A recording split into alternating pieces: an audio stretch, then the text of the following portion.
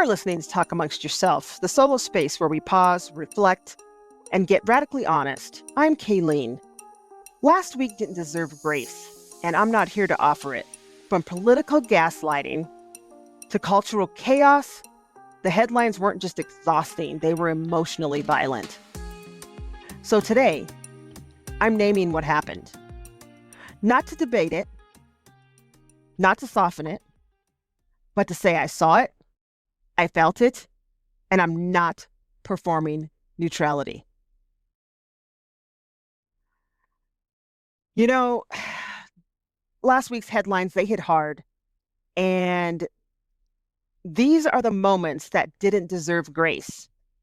And you're not wrong for feeling exhausted by them either. The first one I'm going to talk about is the government shutdown. The government shutdown has been basically weaponized. The federal government officially shut down on October 1st, but this wasn't just gridlocked. It was a strategy. President Trump called it an opportunity to lay off federal workers with mass terminations that were already underway. This situation is not going to be good for probably the next few weeks. Who knows? I mean, it could last even a month if it doesn't get better, if they don't come together and they don't decide. However, keep in mind, this shutdown happened because Congress is unable to reach a spending deal over preventing healthcare increased costs. Hear me. It happened because there is an increase of healthcare costs on the table, and the Democrats are saying no. So thank you for that, because there are several people out there that already are maxed out when it comes to healthcare cost. Healthcare is not cheap, and we're one of the only countries that our healthcare is astronomical. It is astronomical. And maybe you don't know if you're younger and you don't have to use healthcare as much. I didn't have to use healthcare as much when I was younger. Now that I'm older, I do. I use it a little bit more because there are things that tend to go wrong once you hit 40 and above. So, yeah, my healthcare is very expensive, and I have to have an FSA account just so I can afford some of my healthcare up front. So this is, very real for a lot of people that are out there that need healthcare, that have to have it. If you felt like your livelihood was being used as a bargaining chip, you're not overreacting. Coincidentally, the last government shutdown was also during a Trump presidency. It was for 35 days in 2018, 2019. Not only that, right when he got in, there was also another shutdown, or they couldn't come to another agreement. So there was 3 days during that one.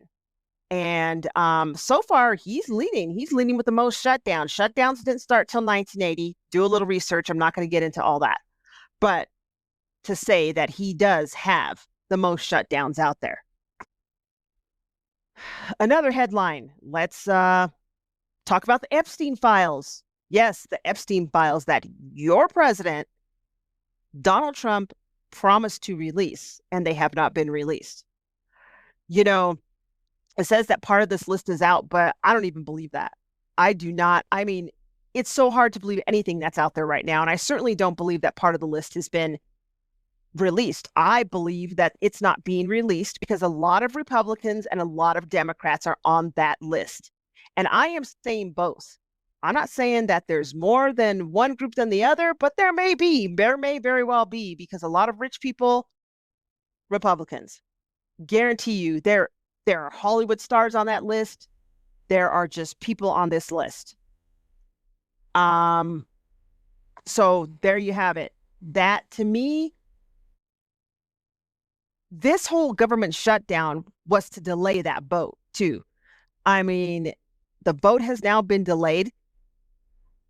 House Republicans have canceled votes for the week, including the long-awaited floor vote to release the full Epstein files, okay? Not just a portion, the entire thing. So if you felt like accountability was postponed yet again, you're not imagining it. It has been. And I think it's pretty interesting that everything that has been happening lately is kind of tied into these Epstein files and delaying and delaying and delaying and delaying. Another headline, the FBI severed its ties with the Southern Poverty Law Center and the Anti-Defamation League, citing political bias. And that happened just days after Charlie Kirk was assassinated. And, if you feel like civil rights work was being rebranded as extremism, you're not the problem. Of course it is. Of course it is. They're trying to change the narrative and change what civil rights were. There's not only civil rights for African Americans that are now being, attacked. There were civil rights for women, women's suffrage. There was all kinds of rights, and they are just destroying them systematically. And if you are not paying attention pretty soon, everything's going to be destroyed. We are going to be destroyed. It is going to be the fall of America as it was. And I certainly don't want to go to where it's going. Where it's going is white nationalism. And I don't care what any of you say. That is truly what is happening. I mean, let's talk about Alabama's Black communities still flooded. A year after a civil rights agreement to mitigate flooding in Shiloh, Alabama, residents, mostly Black, say nothing has changed. So if you felt like environmental justice was performative, you're not cynical, you're observant, because that's exactly what happened. And speaking of other headlines, let's talk about Chicago. Are you serious? I am just baffled by the amount of power that ICE has been given, the amount of power that they've just taken, and the things that they are doing to people. They're just showing up places with no warrants, walking in and just arresting Americans now. Black Americans, let's be real. What the hell would a 3-year-old do to you that you have to put their hands behind their back, and you have to put them in basically handcuffs? That is the most ridiculous thing I've ever seen or heard of in my life. I don't understand what is happening and how we're just sitting around just watching this shit happen, because we are. We are. Ignoring it is not going to make it go away. But we certainly should damn well be talking about this stuff. I was hoping that I wouldn't have to do another show on stuff like this that is happening, but it's very apparent that attempting to disconnect is not a helpful thing. But I had to disconnect. I've been disconnecting from the news for quite some time now because I just emotionally couldn't handle it. I needed a break.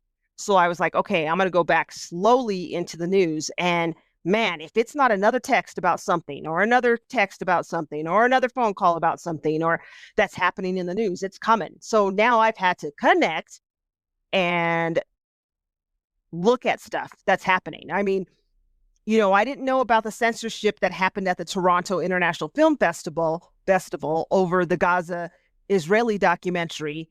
That's about an Israeli general rescuing his family from Hamas. It was pulled from the Toronto Film Festival, then reinstated after backlash. So if you felt like art was being punished for telling hard truths, you're not alone. It was being punished. Whether or not you agree with it, whether or not you agree with what's happening in Gaza, you still don't have the right to take, I don't think, people's artwork away.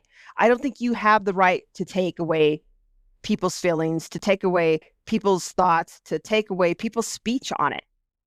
Do I necessarily agree with what's happening in Gaza? Absolutely not. Absolutely not. It took me a while to get there because I do feel like Israel had the right to go in, do what they needed to do to free their hostages, but I just do not agree in leveling an entire society. It's like, I've said it before, it's a catch-22 in my brain because you also have people there that hate Americans, that hate us. However, we are not Israelis. I am not an Israeli. I'm not saying that I don't have Israeli friends or that I don't have Jewish friends or that I don't know people that are Jewish. I do. However, have I sat down and talked to them? No. But I do know that we all have our own opinions, right, about what's happening there. And sometimes you got to leave said things alone. However, I don't agree with annexing off Gaza for the use of Israel. I don't agree with that. There were supposed to be two states built. It never happened. It has never happened. Do some research. Check out the history. It was supposed to happen. Gaza is part of the worst part of that state over there, of that area. It's terrible. And, it's terrible land, et cetera, et cetera. But they have just basically leveled that place. They need to help rebuild it is what they need to do and give it back to the people that were there. And they need to figure out how they can live with each other. I don't know how that's going to happen. I don't have any answers for that. I just don't. I mean, we're dealing with our own shit here in America, honest to God. We're dealing with our own shit here in the United States. Which is part of the Americas, right? But we are dealing with our own stuff here at home. That is just ridiculous. Trump has opened up the floodgates to allow these nationalists to be everywhere and to come out and think that it's okay. So basically it's always been here, right? It's just been swept under the rug. It's been hidden under the rug for a very long time. However, if you are a brown or black person, you know that it wasn't always hidden. Like there are things that seep through, like going to Walmart and being followed and shit like that. I've already discussed all that stuff that I've been through before in another podcast. But yeah, I mean, I've been to Walmart. I've been dressed to the nines and been followed. My wife has actually seen what has happened to me because of my darker skin and what has happened to her because she's white. She knows her privilege, but she does not use it like you would think. She doesn't use it for her own benefit. And that's amazing. Anyway, through all this crap, wait a minute. No. There's one more thing I have to mention, actually. So can somebody please tell me how the hell, with all the evidence, with everything that came to fruition, with everything that was spoken about in court, how the fuck Diddy got 4 years and some months? Are you freaking kidding me? How did that even happen? I mean, honestly, the dude should have got 20 years alone just for the baby oil. Like, seriously. Okay, jokes aside, that is unbelievable. That is unbelievable. So in my mind, I swear to God, our justice system is fucked. Not only that, it just seems like if you've got money, money talks and people walk. There is no other way to say that. I mean, damn, we seen this happen with the O.J. Simpson trial if you were around. I am telling you, if you got money, you can get off shit. I swear to God, I know people who have done less than what Diddy did. Not even a quarter of what he did. And they've gotten 50 years in prison. This is insane. It's insane. So the man stands up and apologizes to his mama, and that's okay. Get the hell out of here, dude. There is something completely flawed within our judicial system and within our government right now. And I don't know what's going on, but I will tell you, I swear to God, I am on the wrong on the wrong timeline, and I'm in the twilight zone because nothing feels just real anymore. It feels like you have got to be kidding that this is happening. I wake up every morning, battle report, because I know that some shit that's even worse than what happened yesterday is happening today. It's gonna happen today. I mean, I'm a pessimist. I always have been to a certain point. But when it comes to news for me lately, I just expect the worst. I'm starting to just completely expect the worst. The world is off balance, people. We are off balance. And I don't know what is going on with the American people, with the world. We are we are completely on an island by ourselves. Nobody likes us. We've pretty much alienated all of our allies. This is unbelievable. What is happening has never happened. And it just feels like something otherworldly is going on. And I do believe that spiritually, that there is a spiritual fight right now that is going on against the dark and the light, whatever you want to call it, the good and the evil, whatever you want to call it. There is definitely some kind of battle happening, whether it's a battle for our souls, whatever, call it whatever, but there is definitely something deeper happening. And it isn't just on this plane of existence. I'm telling you, pay attention to your dreams, pay attention to everything around you. There is definitely something happening, whether it's at your work, whether it's in your personal life. I mean, I'm so fortunate that my personal life seems to be fine. Like my relationship is fine. Like I don't feel like anything dark is going on there, but I am telling you, there is some dark forces at work here. And it's going to take people that are in the light, and it's going to take the light workers. It's going to take the people that believe in Jesus. It's going to take the people that believe in gods and goddesses in the light. I'm telling you, it is going to take light workers to come together to stop what is happening. That's all I can say. I mean, then we had, not only another bad thing that happened was Jane Goodall passed away. And that felt like RBG when she passed away. I remember this woman from when we were kids, National Geographic, working with chimps. And the stuff that she left us, that Netflix has recently put out, she knew that this documentary wouldn't release until her death. And the things that she said to us, the message that she gave us, go watch it. Go watch it. There's like a specific 2-minute stint that she talked about. It's on my Instagram, but it's on my personal Instagram. And if you don't know me personally, you're not going to be able to see it. But if you do know me personally, go look at that Instagram. It's all over Instagram. Just find it. And she talks about how, I don't want to give too much of it, but she does talk about her feelings on the Trump presidency. She talks about Elon Musk, all this in 2 minutes. She says more in 2 minutes and is aware of what is happening in the world than most people are. So just go listen to it. Maybe you'll learn something. Anyway, this stuff that is happening is definitely taking an emotional toll on people. I, for one, I'm feeling the nervous system fatigue of this constant chaos. And I think I've been feeling that for years. I think it actually started in me before everything that is happening now started. So I think that my body knew that this was coming, and I was already feeling that anxiety, I swear. And, I'm dealing with my nervous system from having internal tremors that just won't go away. But I think I'm stuck in fight or flight. And I've been stuck in fight or flight for about 4 years now. And I'm working on some biofeedback stuff that my wife just bought, like a biofeedback machine. So I'm using that right now, which gives electrical impulses. And we'll see if that helps and what happens with it. But I have to use it for like 14 days to see if it works or if it helps. If it helps, then great. If it doesn't, I move on.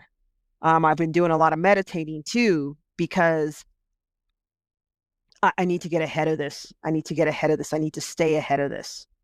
And, one of the things that has been hard is the pressure to stay informed while staying sane. Like that has been so hard.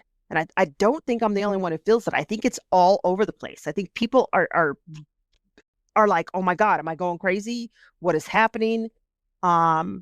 I'm trying to stay informed, but at the same time, I'm kind of trying to step back because it is tearing me up. It is tearing me up. It's making me depressed. It's making me upset. It's making me mad, you know, and then I got this guilt of disengaging. Um, and disengaging sometimes it is a necessity. It's a necessity because I was I was going down a dark road, let me tell you, a very dark road. And so I disengaged. And then when I disengaged, I felt like my voice was also disengaged. And it was because I haven't been talking about this stuff, right? And usually I'm very vocal about this stuff. And I've completely disengaged from my social media, especially Facebook. Like I can't. I can't. I mean, I have seen the dumbest fucking posts on there that I just can't even believe some of the shit people are saying. It's on real. And there's that myth of being resilient. We all talk about resiliency, and I think we all have it as humans to a certain extent, some of us more than others. But in the face of nonstop emotional harm, it is very hard to stay resilient. And I don't think that resilience, it's not the ability to endure everything. It's the clarity to say, I'm not available for this. And I haven't been available for a lot of this because I just had to get myself together. I had to get myself centered. I had to get myself feeling better. And I will tell you, there are just things I can't be available for. But I am in the here and now, and I am still just like, oh my God, what is happening in our earth, on our earth and in our world? I mean, obviously the earth is pissed off too. Look at the earthquakes. Look at the tsunamis, look at the flooding, look at all that stuff that's going on in the world. I mean, we're talking earthquakes that are destroying buildings, okay? They're destroying places. And it's not even earthquakes that are just destroying places. I mean, I don't know if you saw that on the news where that building had a gas issue and it just blew up like a top piece of it. I don't know how anybody wasn't hurt. That is crazy. And there are just things happening, just things simultaneously happening. Pay attention, people. Come out of your bubble. One of the things that we're not doing anymore, and I think this is a problem. We're not even debating basic humanity, people. We don't even have basic humanity anymore. And I'm not just talking about small shit like opening the door for somebody who's behind you or holding the door.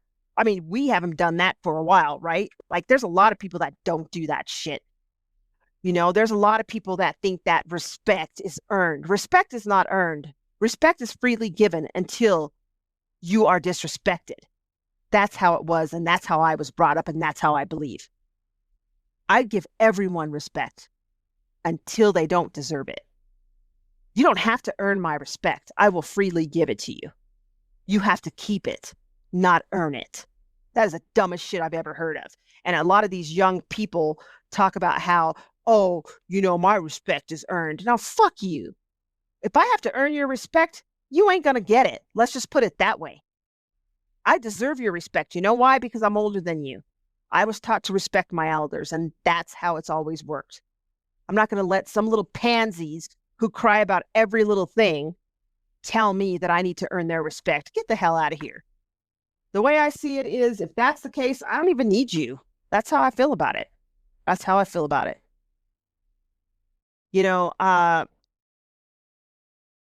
We're not giving grace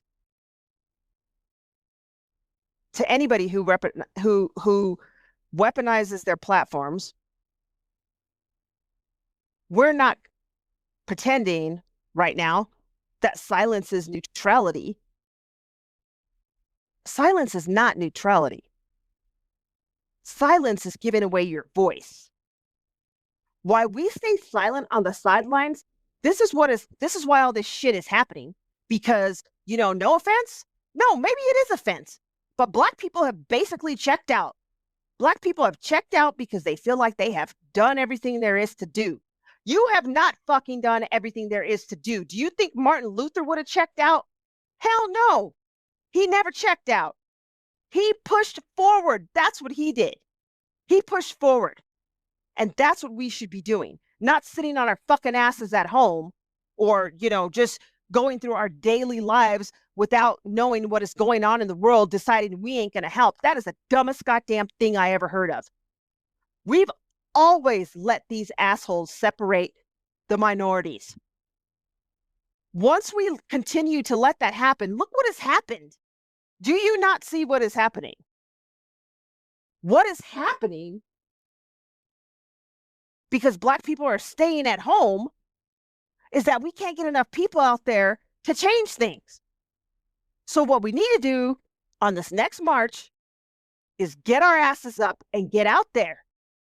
That's what needs to happen, because staying home ain't working. While you guys are staying home, shit's happening. They're tearing down all of Black history. But no, nobody cares. Are you kidding me? Since when do we not have any leaders that can stand up for this stuff? This is insane. So we're just going to sit back and let shit happen? No. Can we finally just be humans and work together to get something done? That would be great if we could just do that. That would be nice. But while we're all sitting on our asses and we're just going to allow this shit to happen, it's going to be too late when everybody decides to get up. I'm not apologizing. We're not apologizing. We should not apologize for feeling angry, being tired. We don't have to apologize for that stuff. It's okay to be tired. It's okay to be angry. And it certainly is okay to sometimes be done.